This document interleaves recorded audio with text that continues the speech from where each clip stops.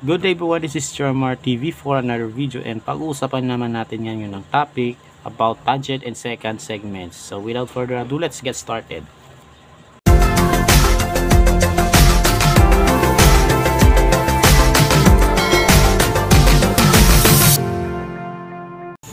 Okay, so consider muna natin yung circle and then yung point na nasa labas ng circle, which is point O. And then magdodrawing tayo ng secant at saka tangent to the circle, no, from the common point O. Ito po, itong secant na segment OA, tapos itong tangent na segment OC. So we will show the relationship between the segments na bumubuo sa segments and tangents in terms of measurement. So in terms of measurement, ito po yung formula for getting the measure of the segments, no, sa tangent at saka sa secant. AO times BO is equal to CO squared. So ang AO is yung entire segment, this one, yung secant, di ba? Tapos yung BO naman po is yung segment outside the circle, ito po yun. Tapos yung CO naman po is yung tangent. So para mas matandaan natin agad, no? So isipin natin yung AO times BO, yung AO at saka BO ay parte ng parehong segment na AO. 'Di ba? So yung AO, ang pinagkaibahan nga lang is yung AO is yung entire segment, no, yung whole. 'Di ba? Kasi buo times BO, ito po makikita natin na nasa labas ng circle, so outside,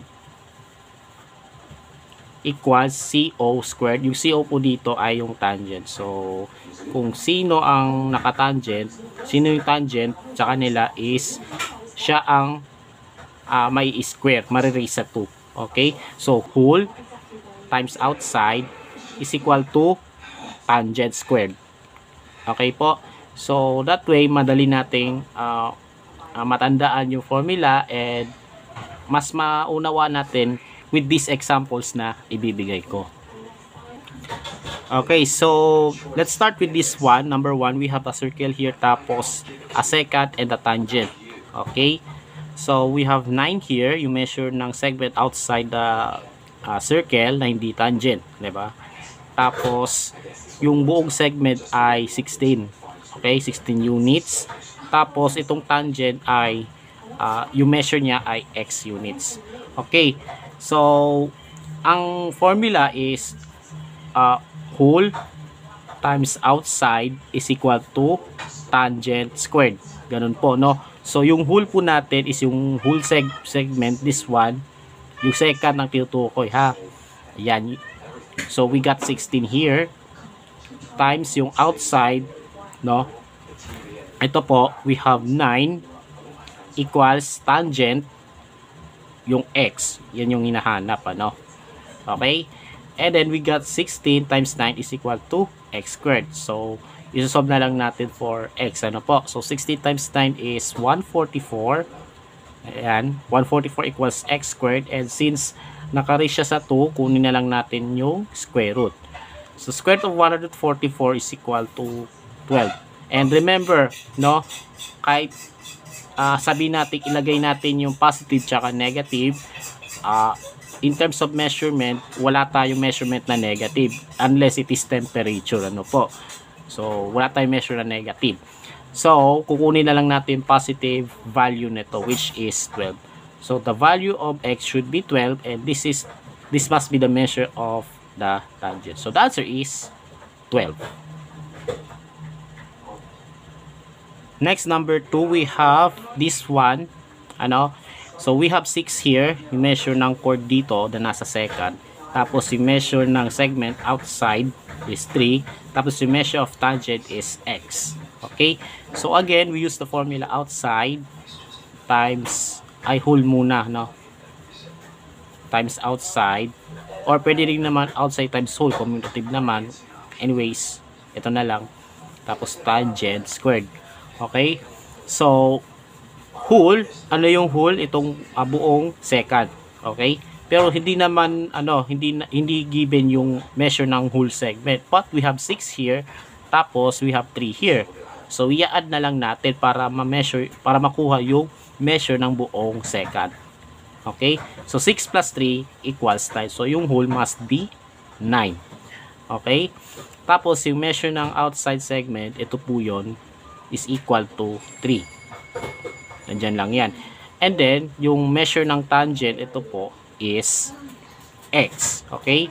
Ayan. And then we got this. So 9 times 3 is equal to x squared. And then simplify natin yung equation. So 9 times 3 equals 27 equals x squared. And then since may squared, kunin na lang natin yung square root. Okay? So x is equal to square root of 27. So tandaan, positive lang ang kukunin natin kasi wala tayong measure na negative. Okay? But 27 is not a perfect square, so kailangan ma-simplify natin to as much as possible. Ano po? So, kunin natin yung factor such that isa sa kanila ay perfect square. So, we have square root of 9 times 3. And since 9 is a perfect square, kunin natin square root which is 3. So, ilabas si 3. And then, maiwan yung isa pang 3 dito sa loob. So, 3 times square root of 3. Ganyan siya. Okay? So, therefore, the measure of x must be 3 times the square root of 3 units. So, this is the answer. Now, for this one, we have 6, yung measure ng tangent, tapos yung parte ng segment na parte ng secant na nasa labas, no, which is 4, tapos yung chord na nandito is x units. Okay? So, again, use the formula whole, di ba? Times outside is equal to yung tangent squared. Okay? So, yung whole, dito pa lang, hindi given yung measure ng buong segment na ito. Okay? Pero meron tayong 2 segments, no, whose measures are 4 and x. Di ba? So, ito yung x at ito naman yung 4. So, kapag pinag-add natin, yan na po yung measure ng buong segment. Okay? Ito po yon. So, x plus 4 is x plus 4. Diba? So, yung whole po natin ay dapat x plus 4. Ayan. Times, yung measure ng outside, no, outside segment, ito po yon, which is 4. Okay? And then equals tangent squared. So, tangent is 6. Tama? Okay? So, 6 squared. Now, we got this equation and then isosolve na lang natin for x. Okay? So, i-distribute po yung 4. Ayan. So, 4 times x is 4x plus 4 times positive 4 is positive 16. And then 6 squared is 36. Okay? Next, mag-add tayo ng negative 16 both sides. No? Okay? So, negative 16. Para minus, So, cancel na to. We have 36 minus 16. So, anong sagot? 20. Diba? So, 4x is equal to 20. And then, divide both sides by 4. So, x is equal to 5. So, therefore, the value of x here must be 5. Okay? At ito po yung measure ng segment na ito. Okay? So, the answer is 5. Alright, before we proceed to the last part is kindly subscribe to my channel for more videos na i-upload ko. So, visit kayo sa channel ko and marami kayong videos na mapapanood. Alright, so, yeah, ito na po yung last part ng natin, discussion po. So, study the figure first and then based on the given, kukunin natin yung measure ng required part. Okay? Now, for this one, ang AO po natin ay 6, BO natin is 3, and CO, yan po ang hinahanap. So, yung measure ng segment AO ay 6. So, ang AO po is yung entire segment. Okay? Yung second line. Okay? So, 6 po ang measure. Like this. Diba? 6 po ang measure. Ayan. Ganun po. Tapos, yung BO po natin ay 3. Ito lang po yun. No? So, nasa labas. And then, ang CO po is yung ito, hinahanap. Ito yung required segment na hinahanap. Yan po yung tangent. Okay, so again, mag-rely tayo sa formula na na whole times outside is equal to tangent, no? Tangent squared. So ang whole segment is ito, AO times yung outside is BO. Tapos yung tangent, alin ba dito ang tangent? Di ba yung CO? Ayan. So ito po yung formula na gagamitin natin since we're going to use the same figure sa mga susunod na example items. Okay? So AO times BO is equal to CO squared. Okay? Ayan. So let's do this. Ano po? So i-plug in natin yung mga values. So ang AO po natin ay 6. No?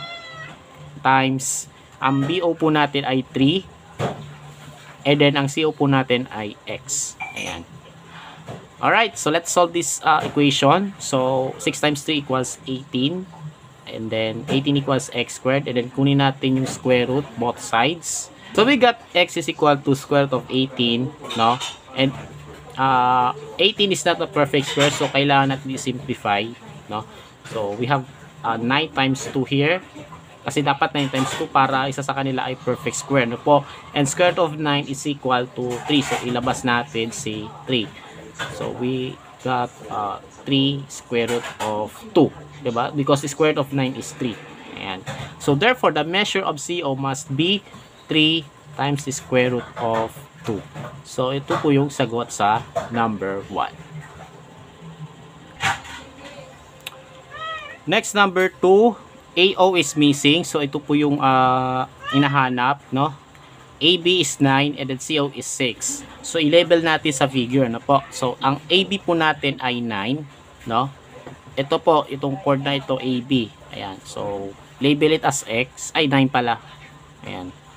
Tapos, yung CO po natin is 6. Ayan po yung tangent. Okay? Ang hinahanap is yung measure ng AO. Alright? So, let's denote it as X. Ano po? So, from here, tapos X, diba? Tapos, ayan. Yan yung measure ng buong segment na AO, which is X. Okay? Ayan. Kasi yan ang nawawala. Ang kailangan dito is, ito yung whole times outside. Ang outside po ay, na tinutukoy dito ay ito. Okay? Pero, walang nakalagay dito. Okay? Walang nakalagay na measure. Equals CO squared, so we're good. Ayan, so bago natin gamitin to, make sure na meron tayong label na nandito. Okay? Ayan po. So, ang measure ng buong segment ay X, no? Tapos yung ito, yung 9 ay parte ng X. So, to get this segment, subtract mo lang X minus 9 and you will get this. Okay? So, this one must be X minus 9. Okay? So, gagamitin natin ito. So, AO times BO is equal to CO squared. Okay? And then, i-plug natin yung, yung values, no, na kailangan natin. So, ang AO po natin is yung ito, which is X. Diba?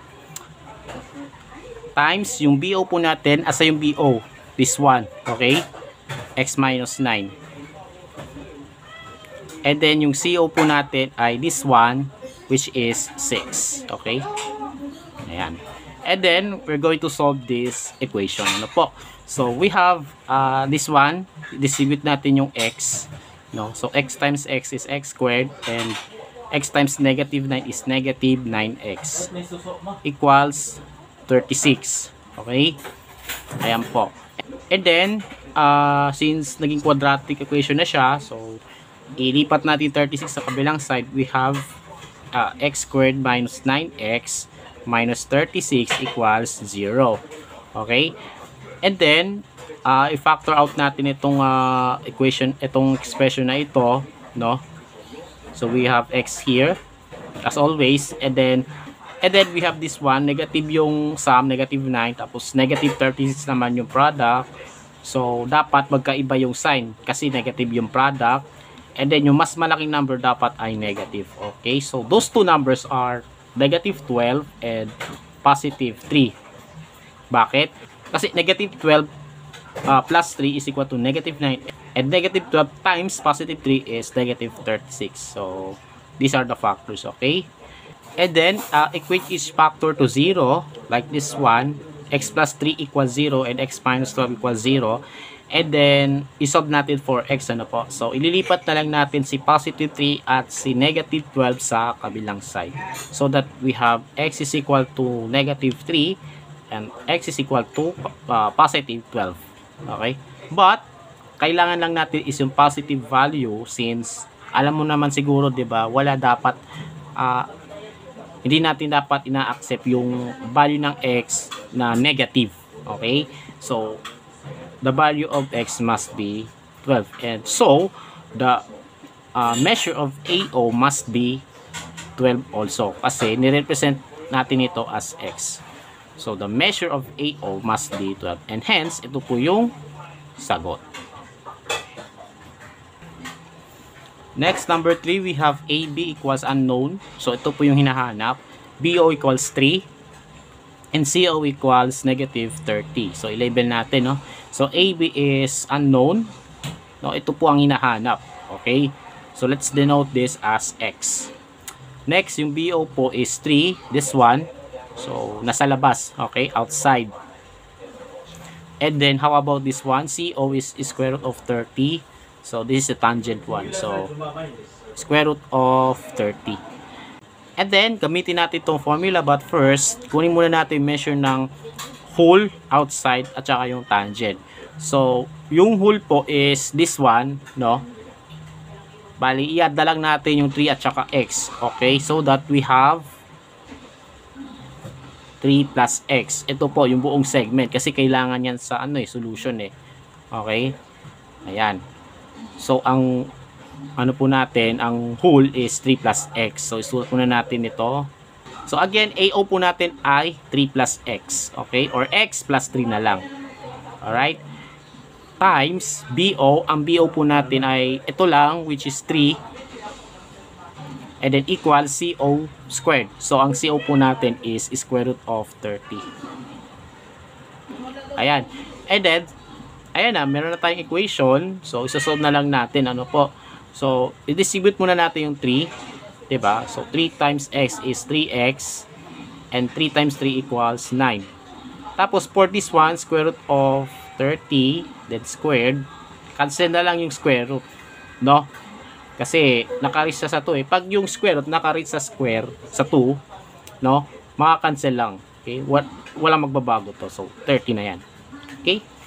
And then, solve for x. So, subtract 9 both sides. And we got 3x is equal to 21. Then divided by 3. So x is equal to 7. So this means the measure of AB is 7 units. So this one, 7. Okay? So this is the answer. And we're going down to the final one. AB is equal to x plus 2, BO is equal to x, CO is equal to 2 squared of 10. And then ang hinahanap is yung measures ng AB at BO. So let us label first the measures dito sa figure. No? So ang AB po natin ay x plus 2. Tapos ang BO po natin ay x. And then CO is 2 squared of 10, the tangent one. Okay. So, yeah, ang hinahanap is yung AB tsaka BO mismo. Okay? Now, we use this formula. So, remember po, whole times outside is equal to tangent squared. So, yung whole segment is, ito po, segment AO, no? So, ito po yung X at ito po yung X plus 2, which are parts ng, ng segment na ito. So, i-add na lang natin sila, po. So, x plus 2, this will become 2x plus 2. So, ayan po yung measure ng buong segment na AO. So, from here, we got 2x plus 2 and then down here. Ayan. Okay po, 2x plus 2. Ayan po yung measure ng buong segment. Okay? And then yung BO natin is outside. So, ito po yun, x. And then yung CO po natin is tangent. Ito po. So, pwede natin i-substitute po. Okay, so AO times BO equals CO squared. So, ang AO po natin ay 2x plus 2. Tama? And then, ang BO po natin is x. Di ba? Equals CO squared. So, ang CO po natin ay 2 squared of 10. make sure na naka-parenthesis para nakagrupo siya, no? Ayan. And then, we're going to solve this equation. Okay? Now, for this one, i-distribute natin to, no? So, x times 2x equals 2x squared. And then, plus 2 times x equals 2x. Okay? And then, pagkatapos naman po, we have this one, no? I-distribute natin yung 2 dito, tsaka dito, no? So, 2 squared equals 4. And then, square root of 10 squared is, you know, makakancel yung makakancel yung ito. So 10 na lang po, no? And then 4 times 10 equals 40. Ayun na po siya, okay? Now, quadratic equation na siya. So ilipat natin 40 sa kabila. So 2x squared plus 2x minus 40 equals 0. And then since meron tong common factor na 2, divide both sides of equation by 2. Okay? And then, buburahin natin para magkaroon tayo ng marami pang space. Okay? Ayan. So, 2x squared divided by 2, x squared. 2x divided by 2, positive x. And then, negative 40 divided by 2 is negative 20. So, equals 0. Ayan. X squared plus x minus 20 equals 0. So, i-factor out natin. Diretso na lang natin. Ano po? So, this will become x here. Tapos, in those two numbers ay positive 5 and negative 4. Okay? So, dapat alam nyo na yan kung bakit. Kasi grade 9 pa ito na, grade 9 topic to, no? Solving quadratic equations by factoring. No? And then, we have x plus 5 times x minus 4 equals 0. So, equate each factor to 0. Ayan. And we're going to solve each equation for x. So, this will become x is equal to negative 5 and x is equal to positive 4. And that's it. Ito lang ang kukunin natin. Okay, ito lang kukunin natin. Bawal to kasi may negative eh. So, x is equal to 4. Ngayon, ang anong hinahanap? AO at saka BO. Tama? So, ang AB po natin ay, di ba, x plus 2 po yun, no? X plus 2. So, we got 4 here. So, 4 plus 2 is equal to 6. And then, para naman sa BO, ang measure po nun ay x, no? BO. Since x is equal to 4 and x to, so, ang measure ng BO ay 4. So, therefore, AB is equal to 6 and BO is equal to 4. So, ito po yung measure na hinahanap natin. So, ito po yung sagot. Alright, so, that's it. And that's all for today's topic about tangent and secant segments. And abangan nyo po yung susunod na part, which is, di ba, na-discuss natin yung yung isang tangent at saka isang tangent at isang secant. So, di-discuss naman natin same topic but this time, dalawang seconds naman ang involved. Alright, so, don't forget to subscribe to my YouTube channel and follow me also on my TikTok account. Stay safe, God bless, and as always, have a great day to all.